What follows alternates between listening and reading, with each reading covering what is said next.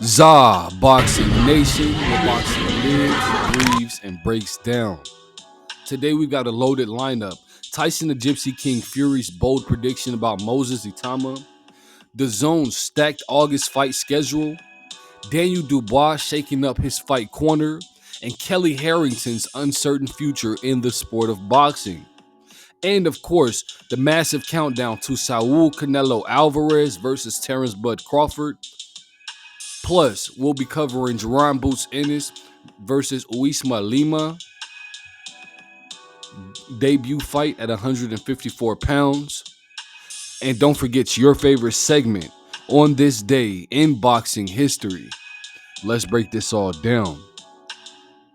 First up, Moses Itauma has been the talk of the heavyweight division after destroying Dillian Whyte, the veteran and the body snatcher. He beat this guy in under 2 minutes in the first round. Just 20 years old, already showing frightening power, composure, and poise beyond his years. Now, Tyson the Gypsy King Fury has come out and said Moses Itauma would wreck Oleksandr Usyk.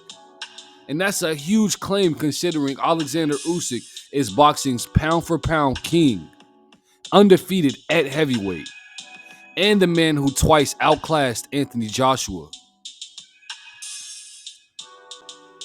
Usyk's strength, footwork, angles, stamina, and IQ are all on a different level. He literally neutralizes all bigger men.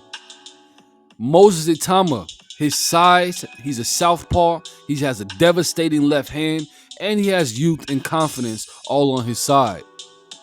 My prediction, if they fought today, I'd still pick Oleksandr Usyk with his experience, adaptability, and ability to drain opponents for over 12 rounds is unmatched.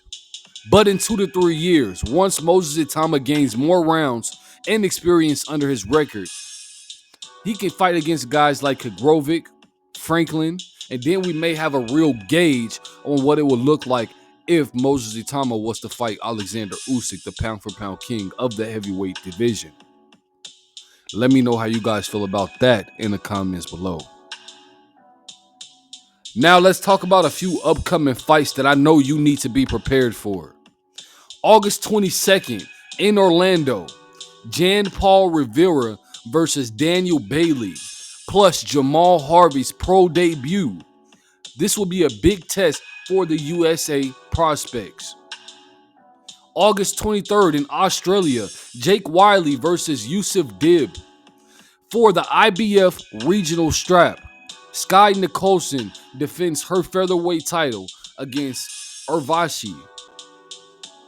August 23rd in the UK, we have Jack Rafferty defends his Commonwealth and British titles against Mark Chamberlain.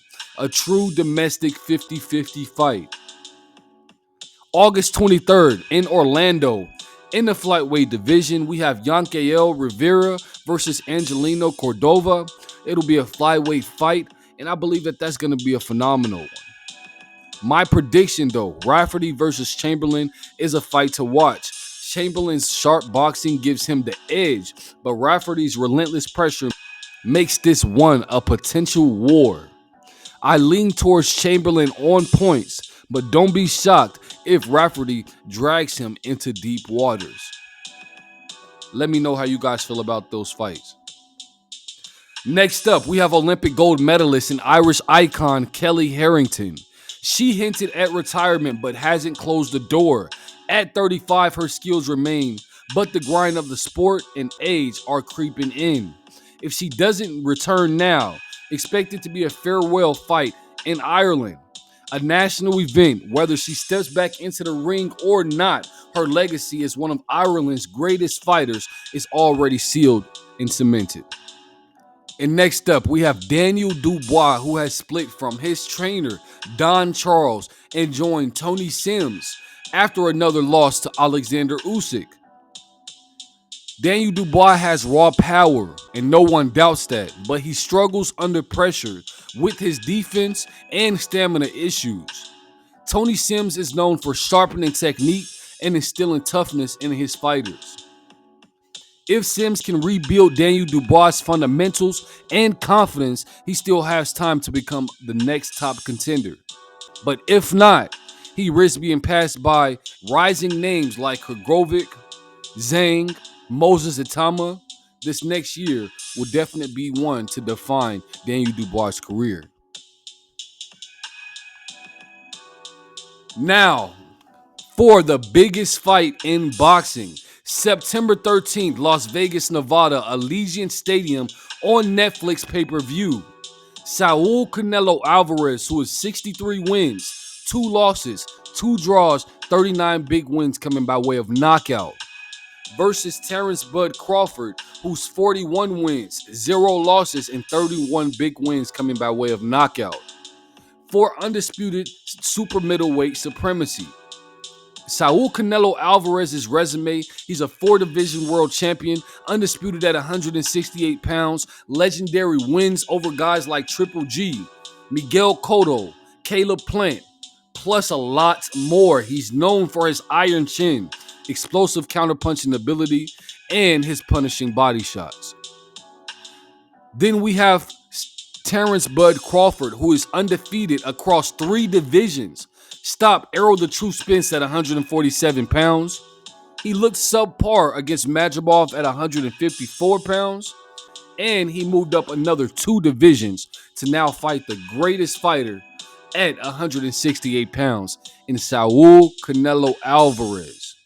But we have to keep in mind, Terence Crawford is one of the most slickest switch-hitting boxers in history.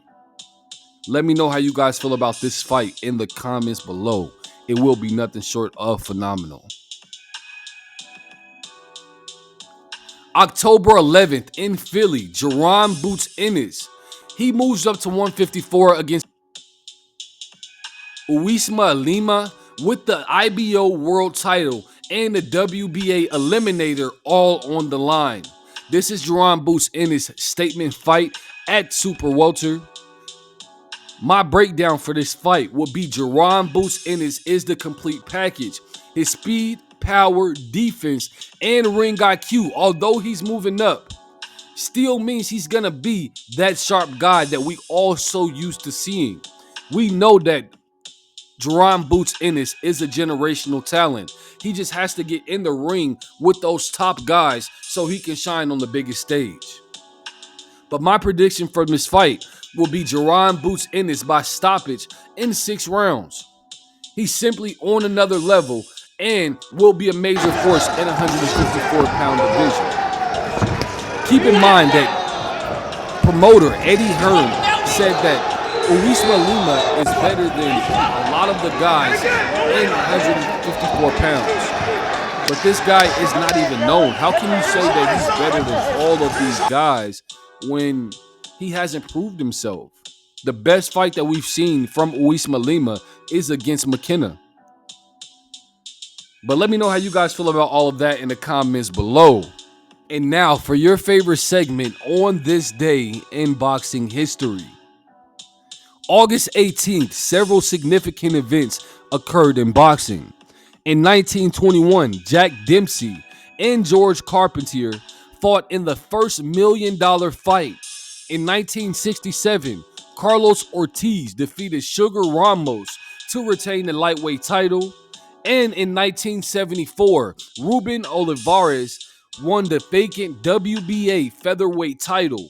And more recently, in 2007, Nonito Donaire defeated Vic for the IBF and IBO flyweight titles.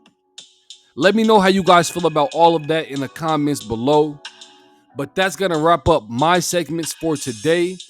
Don't forget to like, comment, share, subscribe, and turn on post notifications so you never miss out on an update.